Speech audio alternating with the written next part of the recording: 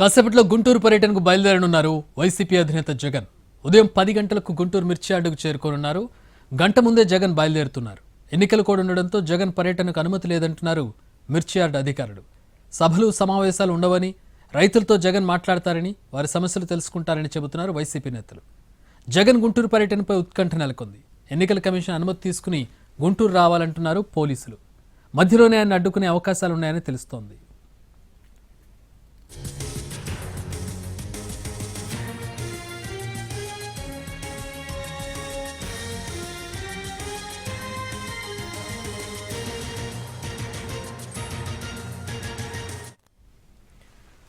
జగన్ గుంటూరు పర్యటన ఉద్రిక్తంగా మారే అవకాశం కనపడుతోంది. ఉదయం 10 గంటలకు గుంటూరు మిర్చి యార్డుకు చేరుకోవాలి. గంట ముందే జగన్ బయలుదేరబోతున్నారు.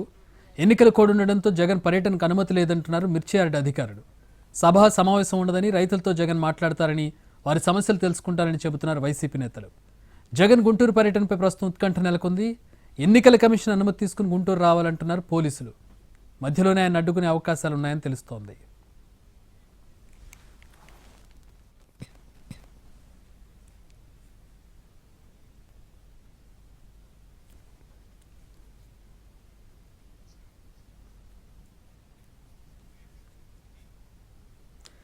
మా ప్రతినిధి కృష్ణ జాయిన్ అవుతూ ఉన్నారు. గుంటూరు మిర్చి యార్డ్ సందర్శించబోతూ ఉన్నారు. అక్కడున్న రైతులతో మాట్లాడబోతూ ఉన్నారు జగన్.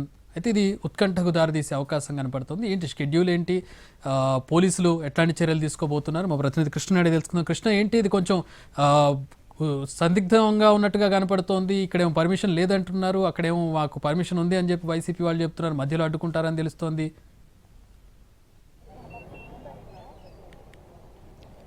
Thank you Chakri. అంటే జగన్మోహన్ రెడ్డి గుంటూరు మిర్చి యార్డు పర్యటన షెడ్యూల్ ఖరారైనప్పటి నుంచి కూడా ఉత్కంఠత అయితే కొనసాగుతుంది. అంటే ఎన్నికల కోడ్ అమల్లో ఉన్న నేపథ్యంలో జగన్ వస్తారా రారా, అనుమతి ఇస్తారా లేదా అనేటువంటి చర్చ అయితే జరుగుతుంది.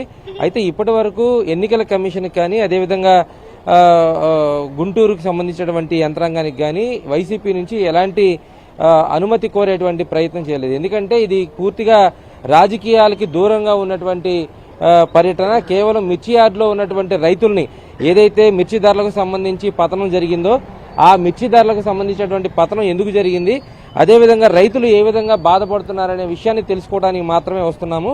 ప్రస్తుతం జరుగుతున్నటువంటి గ్రాడ్యుయేట్ ఎన్నికల కోడ్ కానీ దీనికి కానీ సంబంధించినటువంటి అంశం కాదనేది వైసీపీ భావిస్తోంది.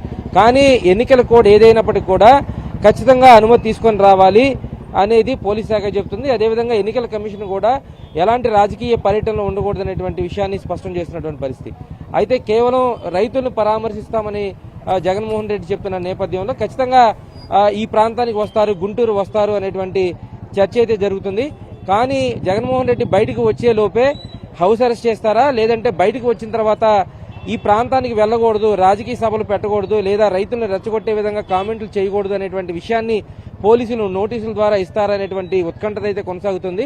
అయితే నోటీసులు ఇచ్చిన తర్వాత కూడా జగన్ గుంటూరు పర్యటన కొనసాగితే ఇక్కడికి వచ్చి రైతులతో సమావేశం అయితే ఎన్నికల కోడ్ వైలేషన్ కింద కేసులు నమోదు చేస్తామనేటువంటి హెచ్చరికలు కూడా పోలీసులు జారీ చేస్తూ ఉన్నారు.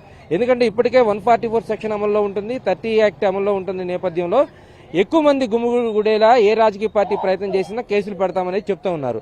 సో ప్రస్తుతం జగన్మోహన్ రెడ్డి 9 గంటలకు బయలుదేరతారు, 10 గంటలకు గుంటూరు మిర్చి యార్డుకు చేరుకుంటారనేటువంటి సమాచారం ఉన్న నేపథ్యంలో ఇప్పుడు పోలీస్ శాఖ ఎటువంటి అనుమతులు ఇస్తుందా లేదా అనేటువంటి ఉత్కంఠ ఉంది. మరోవైపు ఈ రాజకీయ పార్టీలకు సంబంధించినటువంటి అంశం కాదు కాబట్టి నేరుగా జగన్మోహన్ రెడ్డి గుంటూరు మిర్చి యార్డుకు వస్తారనేటువంటి చర్చ కూడా ప్రధానంగా జరుగుతుంది. Chakri, thanks for the updates Krishna.